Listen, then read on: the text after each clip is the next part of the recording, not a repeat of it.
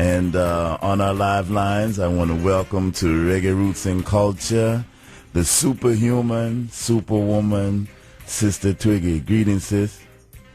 Good morning. Good morning. Oh, Greetings, you sound like you're wide awake now. Oh, yes, definitely. Who would be wide awake hearing your voice and Mr. Isol's voice? All right, that sounds good. We give thanks for the love. So, Twiggi, tell the folk who have never heard of Twiggi, who is Twiggi, and what's Twiggi been doing? Well, in a nutshell, Twiggi started out in 1989. I was introduced to the industry by Singer Stewart, who gave me an audition in studio, which was my first time in studio doing background vocal on a new song he had. And I guess he was so impressed with it, he ran with it, and he introduced me to the likes of Boris Gardner, Roy Thomas, a lot of the veterans in the business. And I started working alongside them, doing shows and recording and stuff. And then I was discovered, by the Japanese after a while, and they took me into their camp. Right. I was back and forth Japan. That is like my second home. And in 1993, I met Donovan Germain. Actually, we used to record at his studio, the Japanese. We used to record at his studio. But in 1993, he actually met me in Japan and asked me if I would be a part of his camp, Sento's Music. Well, that's a good camp to be a part of. Yep. Yes, and I became a part of that camp with the likes of Buju Banton, Tony Rebel, Martha Griffiths, Barry Salmon, Wayne Wonder, just to name a few. Right. And I got a hit came out of there, via me. And I left that camp in like 1997, I think it was, yeah? Yeah. And I joined the Fucking Vibes camp with the likes of like Edie Man and Tonto Metron Devante and all of that. Yeah, but mine is active was one of them too, right? But I tell you, you know me. And my prerogative. Of course. And so, I also, while doing all of that, I was a part of the group, Toots and the Makers, from I was like a teenager. Right. Doing little, side work with them as a back vocalist, as one of the Makers. So, yeah, and I've done that for many years also. So, Twiggi, in a nutshell, is very well-rounded. Me not just... Right. Now call it now. Right. But I just come from the scene.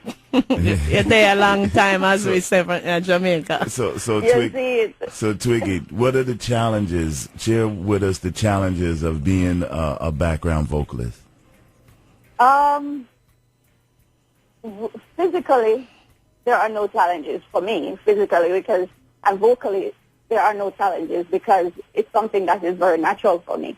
I grew up doing this from I was a little girl with my sister on my veranda and in church. But mentally and emotionally, with a lot of the people, they sometimes tend to put you in a little box. If you're doing background vocals for someone, they might want to box you in and say that you're a back vocalist when you're really a solo artist. Right. And so they tend to want to see you in that light, but it can be a positive as well as it can be a negative. That's why I asked you that because, there's singers like yourself and Pam Hall and a few other, Erica Newell, who we'll be speaking with. That's my girl. And she's listening, and that's. I know you all have done solo projects, but it I see Itana. She was an artist that was a background vocalist that now has a solo career. Tessan Chin is another background vocalist, has a solo career. So that's why I asked you that question. You have a solo projects. You want to talk about those, because we're going to share a tune that you came out with, Power of Love. When did you do that? I did that song maybe about a year ago. Mm-hmm. Yeah, back and forth with it, because the producer,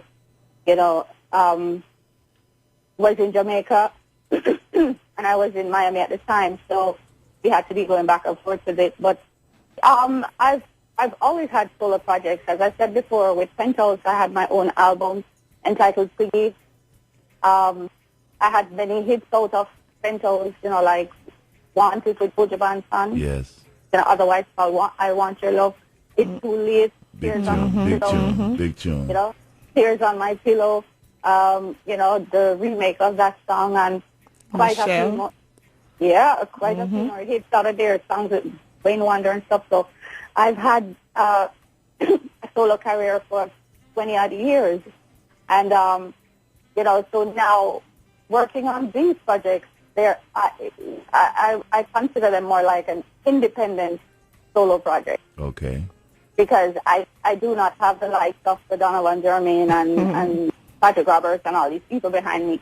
I am doing it as a producer / artist, and working with other producers who are willing to help me put out the stuff, put out the work. Right.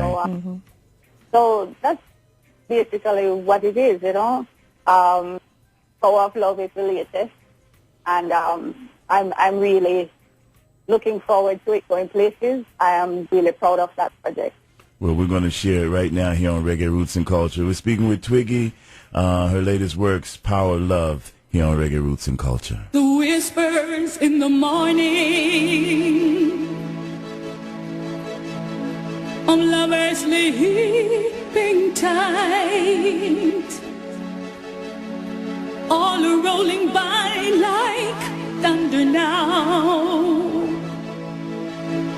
as I look in your eyes. I hold on to your body and feel each move you make. Your voice is warm and tender, a love that I could not forsake, 'cause I am your lady. I am your lady, and you are my man. Whenever you reach for me, I'll do all that I can. Oh, oh.